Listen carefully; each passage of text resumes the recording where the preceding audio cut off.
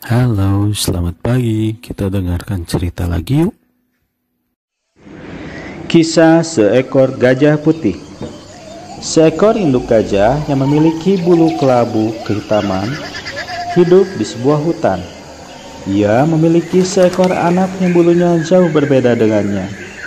Bulu anak gajah itu putih mulus. Orang menyebutnya sebagai gajah putih atau bulai. Induk gajah merasa amat bangga sebab gajah putih amat dipuja dan dihormati di Thailand. Anak gajah itu tumbuh menjadi gajah dewasa yang tampan. Dia sudah bisa mencari makan sendiri. Induk gajah berpendapat, anaknya adalah gajah istimewa sebab bulunya yang putih mulus amat langka. Maka dia pikir, jika gajah itu tetap berada di hutan, dia akan tetap menjadi seekor gajah biasa. Gajah yang harus bekerja keras untuk memperoleh makanan. Tetapi, jika ia hidup di kota, maka ia akan mendapat perlakuan istimewa. Orang-orang memuja dan menghormatinya. Dia tidak harus bekerja membanting tulang untuk memperoleh makanan. Sebab, orang-orang sudah memberinya makanan. Batin induk gajah. Maka, suatu hari induk gajah memanggil anaknya dan berkata, "Nak, kau tak pantas tinggal terus di sini. Tempatmu bukan di hutan, tetapi di kota. Di sana kau adalah gajah istimewa. Kau tidak perlu membanting tulang, kau akan mendapat makanan. Bahkan dipuja-puja dan disembah-sembah. Sebab kau dipercaya keturunan dewa gajah." Gajah putih itu amat santun dan penurut.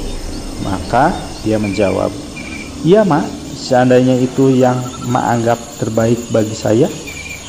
Induk gajah memberi nasihat agar gajah putih bertabiat sopan, sabar, dan menuruti kata-kata penduduk.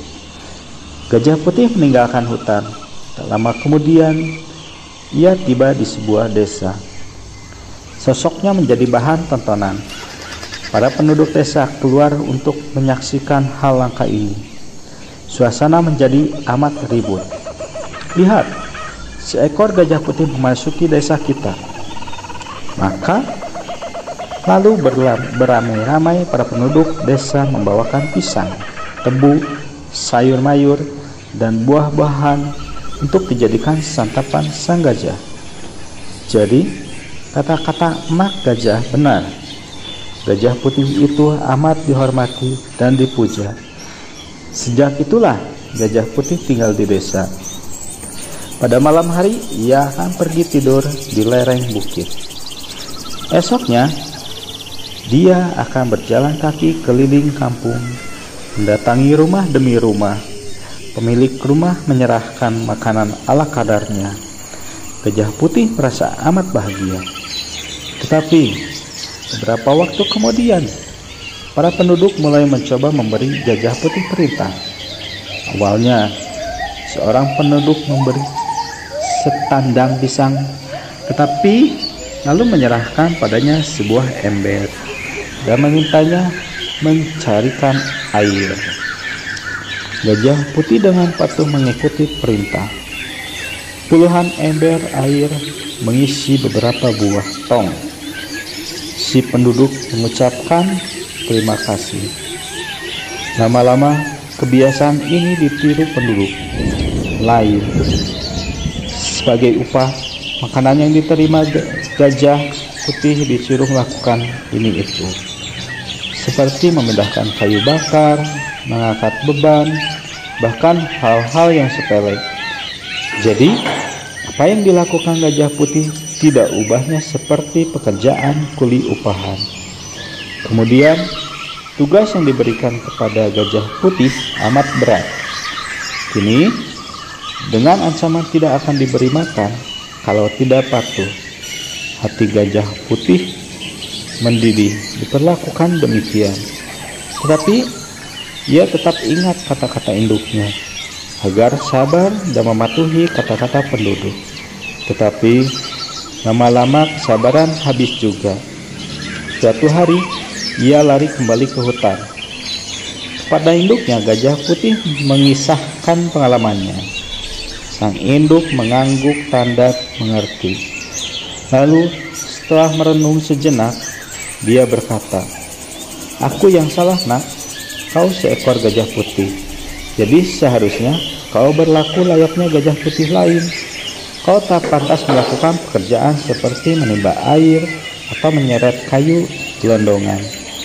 Nah, kembalilah ke desa. Tapi jangan mau diperintah lagi."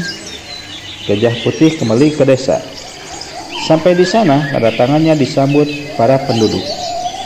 Mereka memberinya makan, tapi sesudah itu mereka memberinya perintah ini itu. Gajah Putih teringat pesan induknya. "Kau tak pantas melakukan pekerjaan seperti menimba air atau menyeret kayu gelondongan." Maka ketika seorang menyodorkan sebuah ember untuk diisi air, Gajah Putih mengibaskannya sehingga ember terlempar dari tangan. Begitu juga jika ia diminta memindahkan kayu bakar, didorongnya orang yang menyuruhnya sehingga jatuh terjengkang. Maka para penduduk takut memerintah Gajah Putih lagi. Orang-orang desa kemudian mempunyai anggapan lain. Mereka sependapat, Gajah Putih ini keturunannya Dewa Gajah, bukan seperti Gajah Putih yang datang duluan. Barangkali yang dulu Gajah Putih tiruan. Gajah Putih ini tidak pantas hidup di desa. Seharusnya ia tinggal di istana. Kita harus menyerahkannya kepada raja. Dengan penuh kehormatan, para penduduk desa menggiring Gajah Putih ke istana. Kini Gajah Putih menjadi piaraan kerajaan. Hidupnya amat terjamin, serta dipuja dan dihormati semua orang. Cerita ini diceritakan oleh Kadir Wong. Terima kasih. Ziva, apa kamu tahu gambar hewan apa ini? Itu gambar gajah, Vino. Oh, Vino tahu kalau itu. Ayo kita ajak teman-teman bernyanyi bersama.